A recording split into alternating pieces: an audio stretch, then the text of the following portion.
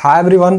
तो हम लोग आज बात करने वाले हैं कि जोसा का जो काउंसलिंग होने के बाद जो सो जब अलॉट आपका जब सीट अलॉट होता है, ठीक है, उसके बाद जो सो जब आप कॉलेज में एडमिशन करवाने के लिए जाते हैं या फिर ऑनलाइन जिसमें आप जोसा का थी कीजिएगा सर वहाँ, उस वक्त क्या होता है कि बहुत सारा डॉक्यूमेंट का ज़रूरी होता है। तो जोसा में जो सो क्या क्या चीज़ जो सो कागज़ का डॉक्यूमेंट्स का ज़रूरत होता है, ठीक है, चर्चा करने वाले हैं।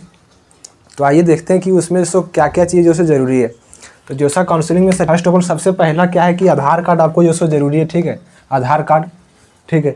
उसके बाद क्या चाहिए कि आपको 10th और 12th का मार्कशीट चाहिए, ठीक है, ओरिजिनल ही चाहिए आपको, ओरिजिनल आ ही गया होगा, ठीक है। और अगर 10th का तो आपके पास ओरिजिनल होगा, या फिर 12th का अगर नहीं आया आपके पास अभी तक ओरिजिनल सर्टिफिकेट, तो क्या आप नेट में जो आप आया है, बात क्या है कि passing certificate from your school, ठीक है, यानी जहाँ से आप 12th पास किए हैं वहाँ से आपको इसको पासिंग सर्टिफिकेट मिलेगा, ठीक है, वो आपको ज़रूरी है। उसके बाद तीसरा नंबर की बात करें तो जेई मेन का स्कोर कार्ड और एडमिट कार्ड, ठीक है, बोथ सेशन, यानी कि सेशन 1 सेशन 2 का एग्ज़ाम अगर आप लोग दोनों का एग्ज़ाम दिए हैं तो दोनों को जैसे एडमिट कार्ड और रिजल्ट दोनों का चाहिए। अगर कोई अगर है जो सो केवल सेशन 1 ही दिए थे या फिर जो सो केवल सेशन 2 ही दिए थे तो उसके लिए केवल एक ही लगेगा, बट जो अगर दोनों एग्ज़ाम दिए हैं उसके लिए जो सो दोनों पेपर जो सो ज़रूरी है, या दोनों एडमिट कार्ड और स्कोर कार्ड दोनों जरूरी।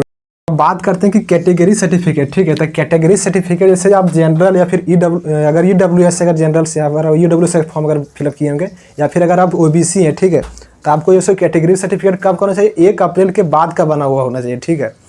और वही अगर आप अदर कास्ट का है, ठीक है, अगर मान लीजिए कि SC है, ST या फिर PW है, ठीक है, तो इसका क्या है कि कभी भी जो पुराना भी सर्टिफिकेट जो चलेगा, बट जो क्या है यानी कि जो ओला क्या होना चाहिए, जोसा के वेबसाइट में ही रहना चाहिए, ठीक है। तो जोसा के वेबसाइट में जो सो डाला हुआ किस फॉर्मेट में होना चाहिए आपका जो सो सर्टिफिकेट, ठीक है, वहाँ से आप चेक कर सकते हैं, उसी के फॉर्मेट में चाहिए। बट अगर जनरल EWS के हैं तो 1 अप्रैल के बाद जो सो आपका जो सो फॉर्म मतलब बना हुआ रहना चाहिए सर्टिफिकेट। बट वही अगर अदर कास्ट का है, मान लीजिए SC ST OBC, ठीक है, तो कभी कभी बना रहना चाहिए, आपको उसे चल जाएगा। अब बात करते हैं कि जो सो कितना और जो सो सेंट्रल गवर्नमेंट का बना होना चाहिए, ठीक है, सेंट्रल का all certificate from central government, ठीक है, यानी कि मतलब लोकल का नहीं बना होना रहना चाहिए। अब फिफ्थ नंबर बात करें कि मेडिकल सर्टिफिकेट भी चाहिए, ठीक है, तो मेडिकल सर्टिफिकेट जो सो गवर्नमेंट हॉस्पिटल का ही होना चाहिए, ठीक है, जैसे गवर्नमेंट डॉक्टर का जो सो वहाँ एप्लीकेशन नंबर होता है वो सब नंबर रहना चाहिए आपका सर्टिफिकेट में, ठीक है, गवर्नमेंट हॉस्पिटल का ही। अब बात करते हैं कि जो बच्चा जो ड्रॉपर मान लीजिए, ठीक है, 12th के बाद अगर 1-2 ड्रॉप अगर लिए होंगे, ठीक है, तो गैप सर्टिफिकेट होता है, ठीक है, तो गैप सर्टिफिकेट भी जो सो आप कॉलेज से ले सकते हैं या फिर जो सो एडवोकेट वगैरह से बनवा सकते हैं, ठीक है। तो गैप सर्टिफिकेट भी आपको ज़रूरी है, ठीक है, जो ड्रॉपर बच्चा है, ठीक है।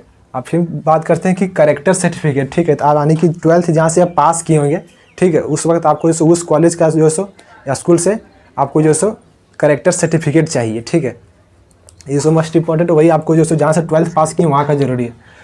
8 नंबर का बात करें तो transfer school from leaving certificate, ठीक है, स्कूल का लिविंग सर्टिफिकेट वो भी जो सो आपको स्कूल में दिया जाएगा, ठीक है।